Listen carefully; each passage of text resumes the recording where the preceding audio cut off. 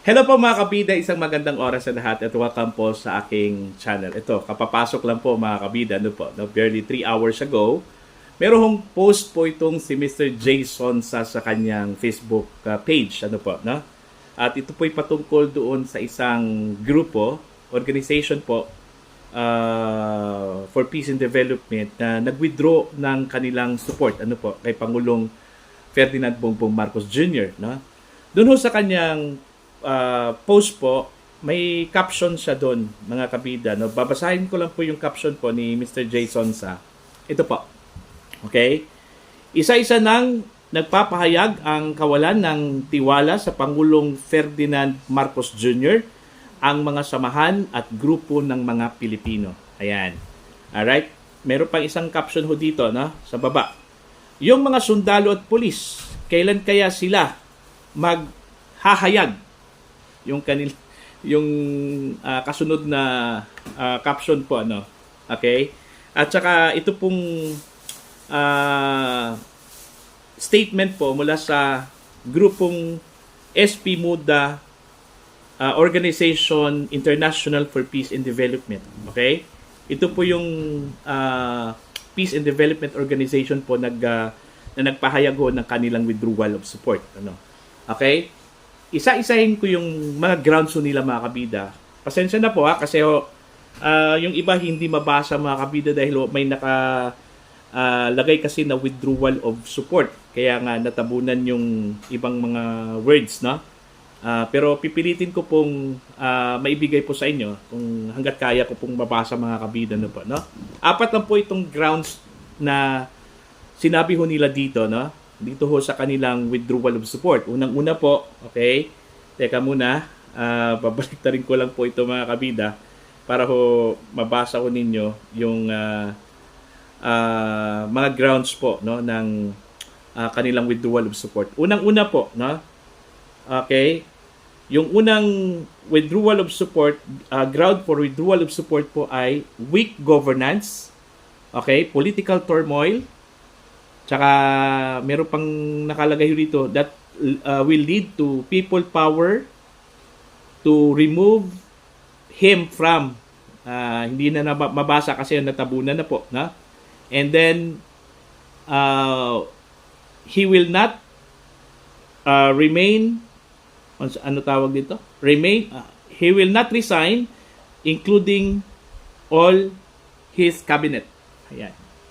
Pasensya na po, hindi masyado mabasa, ha. Kasi, yun. Natabunan kasi. Pangalawa, second ground po. Okay, yung second ground po nila, threat of public safety. And then, meron ho dito, on return of drug trafficking and other criminalities. Pangalawang grounds, okay? Pangatlo po, itong defective democracy. Ayan. Yung pang-apat, ang nakalagay lang po dito, presidency that will be bad news to the international community. Ayan. Apat na grounds po ito, mga kabida, no. Itong kanilang withdrawal of support para ho kay Pangulong Ferdinand Bongbong Marcos Jr. At ang nakapirma po ho dito, mga kabida, a certain Dr. Dato Kamad Mangutara Ali. Ayan. Founder, chairman, ito, SP Muda Organization International for Peace and Development. Actually, ngayon ko lang narinig po ito, no? Itong SP Muda. Isa po itong peace advocate, mga kabida, dito ho sa Pilipinas. At siguro sa kanilang observation, baka ho nag-iba na yung parang direction ho ng gobyernong ito, ano po, mga kabida. Hindi ho natin sila masisisi kasi sila mismo yung naka-observe, ano po, no? At may mga bagay-bagay ho na sa tingin ho nila na hindi na ho kaaya-aya na nangyayari po dito sa ating bansa, no?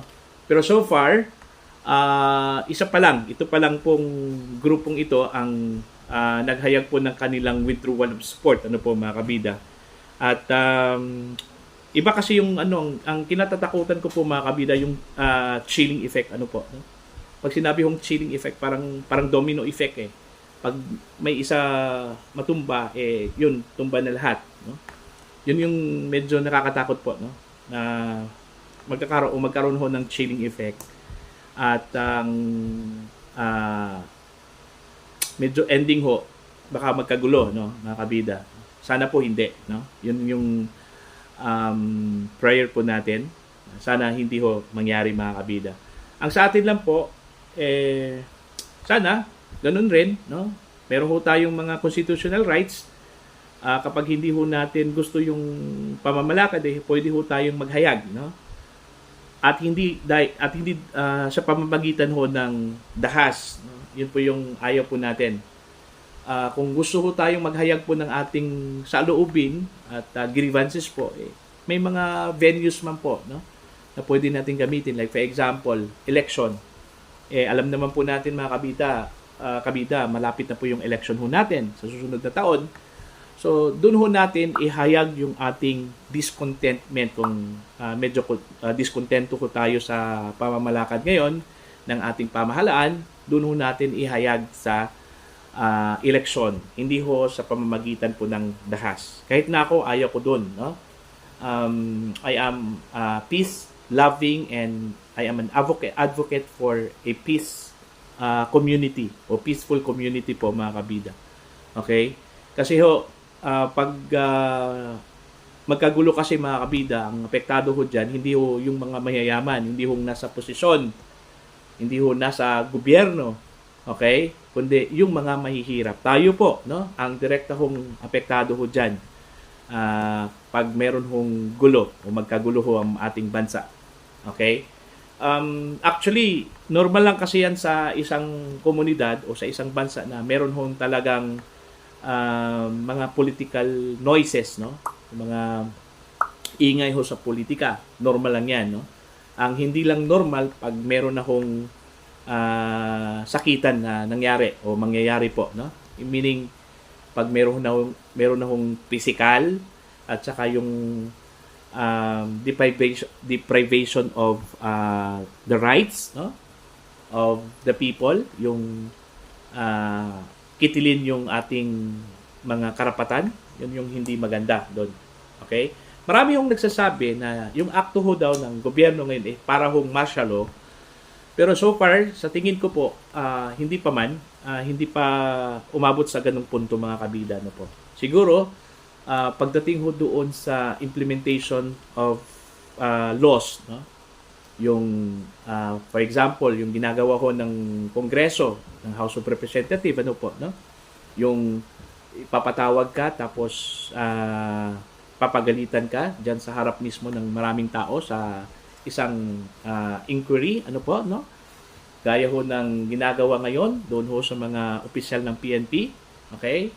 Yung kay General Wilkins Villanueva, isa pong general yan, ano po, no? Pero the way they treated that general para hong ordinaryong tao po, no? Na taasan ng po ng boses, no? Tsaka yung latest lang po, itong kay Colonel Hector Grijaldo, no? na ospital yon actually, na ospital mga kabida, nasa loob ho ng ospital dahil ho ka-opera lang po no ng kanyang shoulder at bigla hong pumasok yung mga personnel o yung mga tauhan po ng House of Representatives at yun, inaresto po itong si Colonel Grijaldo sa loob ho ng ospital at in fact nakiusap daw itong si Colonel Grijaldo according to Senator Bato de la Rosa doon ho sa kanyang post na kung maaari sana house arrest na lang po, no? Pero hindi ho daw pumayag yung arresting officers po, no? Kaya yun, kahit na po iniinda pa yun niya yung operation po niya, no? Napilitan po siyang sumama at yun, nakakulong ngayon sa detention cell po ng House of Representative. So, yun, mga ganung bagay po mga kabida, no? Yun po yung parang siguro sa tingin ho ng mga tao o ng mga organisasyon na isa na pong pagkitil po ng karapatan, ano?